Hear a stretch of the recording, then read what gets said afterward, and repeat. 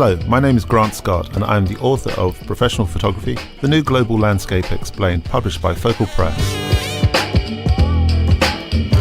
Welcome to this podcast in which we talk to Jim Mortram, a photographer who I wouldn't like to try and put a genre of work over, whether or not he's a portrait photographer, a social documentarist. I think we'll just call him a photographer. I hope that's what he'll prefer to be called. Who works in a specific and particular environment, creating incredibly powerful work, and who is an advocate, I would say, of social media and the sophisticated use of social media and to spread his stories. So, Jim, welcome to the podcast. Hi, Grant. Good morning. As I was just saying, the way in which you work, I personally like to describe you as a photographer and not kind of pigeonhole you into a genre. For people who aren't aware of your work, would you just like to give us a brief idea as to how you work and the particular projects that you're involved in shooting? Yeah, sure. Well, I tend to do all of my work in the local area, literally within a 2 to 3, 4 kilometre radius. I go into my local community and endeavour to tell stories of the local people around me and how they endure the circumstances that they find themselves within and their lives. I don't tend to seek people or stories out.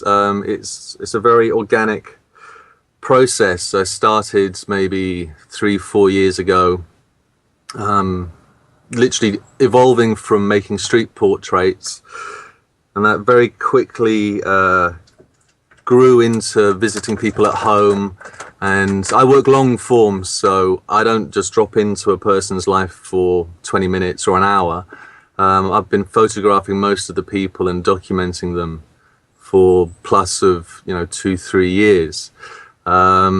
Through the experience, I get to know very intricately what they go through and how they deal with circumstances that they're within, and it's varied from health issues and mental health issues to crime, runaways, addiction, things that you might not think are on your doorstep, but I can assure you are on everybody's doorstep. Yeah, so principally it's a way of affording people the opportunity to put their take on their life rather than, just being the victim of a media that might give an outside perspective looking down. They can, through the stories, they can look at the rest of society dead in the eye and tell them their point of view. But this work isn't commissioned work. This is work that you're doing purely from a personal basis. Yeah, absolutely. It's a personal project. It's kind of grown out of my own circumstances being a carer. I'm a carer. I'm a member of the much maligned benefit system in England. I get paid to look after my mother, who's been ill all of my life, and that kind of steered me in a direction within my own life. And I suppose that the work, on one level, is an echo of my own experience. I found myself very isolated, and I didn't find myself very represented in the media. You're right, it's not commissioned. I do it completely as a labour of love, and I do it, I think, as to afford myself the opportunity to be a conduit so these people can address their issues their way. Obviously, it's a great luxury doing it myself. I don't have to answer to an editor. I don't have to answer to any deadlines, although I like to think I'm quite a strict editor and I'm quite strict with my own deadlines upon myself. If I was a boss, I'd be quite difficult to work for. So your geographic location, you're in an area of England which is pretty cut off from the rest of the country. That's kind of informed not only your work, but the way in which you're allowing that work or encouraging that work to be seen. Yeah, I'm in an area of Norfolk that's very rural. We're kind of almost like an island unto itself. Norfolk is kind of the butt of England and the butt of many jokes, I guess you could say. It's kind of a very stereotyped area, and it's almost, I don't know, it's kind of difficult to always comment on the place that you live. almost without falling into the stereotypes that it has. But it is kind of, it's very rural. It seems very apart from the rest of England. And I suppose in many ways it is kind of a forgotten place. It's just, it's comprised of small rural towns, but there's a gigantic wealth of amazing humanity here, just like any small town. But you've been able to use on various online platforms to share that work with a global audience. Absolutely. Yeah. And that's down to the internet. The internet's my window to the world. There's no opportunity here, or very little opportunity to go to, the great. If you want to go to a great gallery, you're going to go to, I suppose, the nearest place would be London. That's a good 100 or 200 kilometers away from here, 400 round trip. So that's a long haul. Being a carer, you don't get that much opportunity to travel anyway. Taking a day off for a day trip's kind of not going to happen. So the internet, it's not a source of entertainment for me. I think some people see the internet as an extension of their entertainment system. For me, it's really a lifeline, and has always been so. As soon as you switch the computer on, I'm in contact with the planet. If I use it as a gallery, it's a gallery that has the planet as its trade. If I want to talk to an editor, or if I want to look at other photographers, I'm connected to the planet just by pressing the on button. Pre-internet, that option wasn't there, so it's the most amazing facilitator in that respect, and I see it as equally as big a tool as a camera. Because were it not for the internet, I may have the opportunity to make images and make films and record interviews, but I'd have very little opportunity to share them and have any exposure for them. So, yeah, the internet's a huge tool. But you're very much part of the way in which you connect, and your interconnectivity is very much part of the new landscape of photography that I speak about in the book. And that interconnectivity, you're very good at bringing communities together, as well as speaking directly, as you say, to picture editors or to influential people within the industry. And this has allowed your work to not only be seen online, but many magazines and television companies, people now know of you through that. So how is it that you've been able to create that kind of online personality and ensure that it's true to your offline personality? Well, that's a really interesting question, and it almost mirrors a question I get asked almost daily, which is, how do you find subjects, which is a word I never use myself. I always think of everyone, and rightly so, that I'm documented as people. They're never subjects. But I get asked all the time, how do you find these people and progress with a documentary? It must be incredibly difficult. It must be incredibly hard. And the way that I enter into that is exactly the same way that I conduct myself online. I just treat people as I want to be treated. It doesn't matter to me whether I'm in the street and I start talking to someone who's a complete stranger, which happens all the time, or if I find myself in someone's home for the first time and within 5 minutes I'm talking about the most traumatic experience they've ever been with, or if I'm online and I'm talking to a complete stranger in New York, I'll always talk to someone and afford them the respect, that I'd want. It's a very organic, slow process, but an incredibly exciting one. Every relationship I think I've ever formed or forged, be it online or in, I almost don't like to use the term the real world, because I see the internet as the real world. It may be through a virtual landscape, and even saying that makes it seem not real. I've never looked at the internet as being something other than real. When I talk to someone on the telephone, I don't see that as an abstract. It's still a conversation. We're having a conversation now. You're in a completely different part of the country, but it's no different to you being, sat next to me. So on the internet, it's really a case of, if you go from the start, you find yourself blindly fumbling around from place to place, and you learn, when you're an autodidact, you find yourself learning with every step.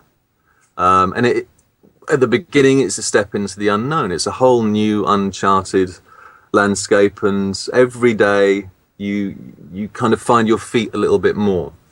And I see it very much as planting seeds. If I go way back to the very first opportunity that I had to share images, it would have been using Flickr. And that was probably maybe 12 months after Flickr had started. So it was still very new, and it was growing, and people were getting really excited about photography. But it was still pretty much pre the huge explosion that photography and the digital age and sharing digitally was to really take foot, I think. So there was it was the early days of groups on Flickr and meeting people on Flickr and finding work on Flickr and sharing work on Flickr. And pretty quickly, within 12 months, I'd had my first taste of what it felt like to share work and get feedback. And that was good for me because I hadn't studied within the education system for photography. And through sharing work, the beginnings of this documentary series, Small Town Inertia, I was finding, that people got what I was doing. I was getting great critical response. The ability to share an image and actually have people leave comments was a completely new opportunity for me. Before, I was just making work and looking at it myself. I didn't have a close-knit community to share images with, principally because I was very isolated myself. There was literally no other people in my life at the time. So the internet was a very real community. It didn't seem anything but that. Which is interesting because you speak about the communities that you found through the internet, but actually that has also then led you on. We've spoken in a previous podcast to Jim Stevenson and MiniClick. It's actually led you now into the point where you're engaging with offline community as well through talks and workshops. Yeah, it's that's really amazing. That kind of feedback loop that comes back from communicating online to then affording opportunities in a physical sense. Yeah, that's incredible, and it's very much, it's a tired metaphor, but it's just like taking steps up a ladder. As long as you're cool to every step, and you always, I keep in touch with everyone way back from literally from the first photograph that I've shared. Each season, if you like, brings new opportunities. So from Flickr, I found myself gaining confidence. From gaining confidence, I entered competitions that I won. From competitions, I found myself having a little bit more self-belief, if you like. That's afforded me the opportunity to expand the project, believe in the project, understand the project more, and in turn, it's made me really fight for the project. And that's where the internet comes in. When you've got a passion for a project, you can't stop that passion with making an image. To me, it's a dereliction of duty to make the work and then not fight for those stories to be seen. I'm not fighting for my status as a photographer. I want these stories seen because I want a greater understanding throughout society, throughout communities, not just within the community that I work in, but in a global sense, because I feel because the stories are human interest and they're about human beings.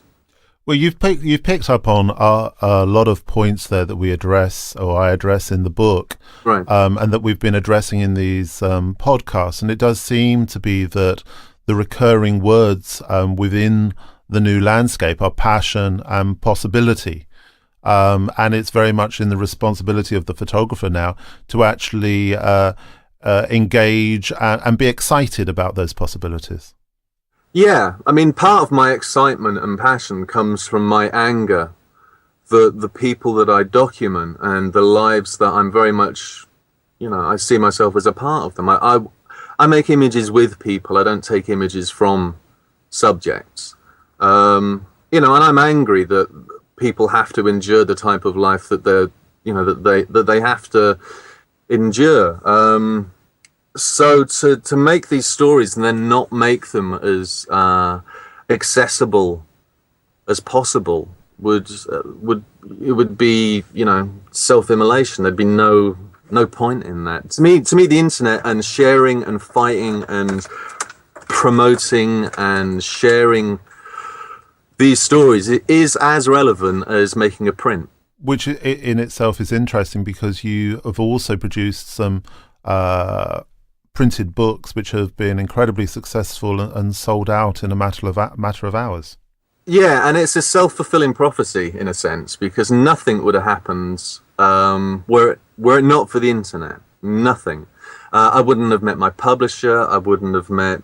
I wouldn't even be taking pictures if it wasn't for the internet. When I started, I didn't have a camera. I didn't own a camera. I was borrowing equipment. When I found my feet and I knew that I really had to do this, and it wasn't a hobby choice. It was a calling. I felt I've got to do this, and it was beyond photography. The causation. It was the stories. It was the people. I found my opportunity, if you like, and I found my medium, and I found the tool, and the internet, enabled me to sell prints, to fundraise, to buy my first camera, a used camera. I didn't use Kickstarter. I just used the community. I used Twitter. I'd been on Twitter for about 6 months. Twitter is, like anything on the internet, Grant, it can be as maligned as you like it, and it can be a cesspit of every failing of humanity, or it can be the nearest we've come to a collective consciousness. I choose the latter. I choose it to be what I dream it to be. And those dreams are answered, multiplied by infinity. I've met so many incredibly enthusiastic, compassionate, empathy-filled, supportive people from all walks of life, not just within photography. This is important. I don't want to just share these stories with other photographers. I want to share them with people that work in social care, politicians, anyone that might be interested. I'm interested in sharing with people. So although it may have began sharing with a photographic community, it's gone far beyond that, and now I'm sharing with other people from all walks of life. Which I think is the epitome of this new global landscape for photographers. We do now have an opportunity to share our thoughts and our work with this global community, and we can build our own communities to support us to do so. Oh, absolutely. Yeah. I find it amazing that, I can give you a really brief list of some of the things that the internet has, or the opportunities that it's afforded. Not only have I been able to get published in magazines, I'm going to be showing in New York at Photoville. That's through meeting and becoming really great friends with Julie Graham from A Curator. By chance, I loved her website. It was fantastic. I was looking around online to try and find somebody to sponsor me a website. I'd never had a website. The free service that I used was closed. It was Posterous. I emailed the designer of her site, of Julie's site, A Curator, and unbeknownst to me, it was her husband that runs Big Flannel, and they sponsored me, and they sponsor my website. Through them, I'm now showing at New York. So not only have I met two amazing people, I've facilitated a platform to share my work, and now I'm sharing in another part of the world to a whole other physical audience. None of that would have happened were it not for the internet. From every incredible blog that I've been featured on, from Duck Rabbit through to the British Journal of Photography featuring this series, all of this is down to the internet. Zero of that would have happened had I not used it as, if I'm the conduit between the people sharing their stories and the audience, the internet is the conduit between me and the entire planet. Well, that seems a perfect point at which to ask you, Jim, if people want to follow you and if they want to see your work, where should they go? Right. If they want to find Small Town Inertia, it's www.smalltowninertia.co.uk. I'm on Twitter, and I love talking to people. So if you've got anything to say and you want to ask me any questions, it's at JA Mortram.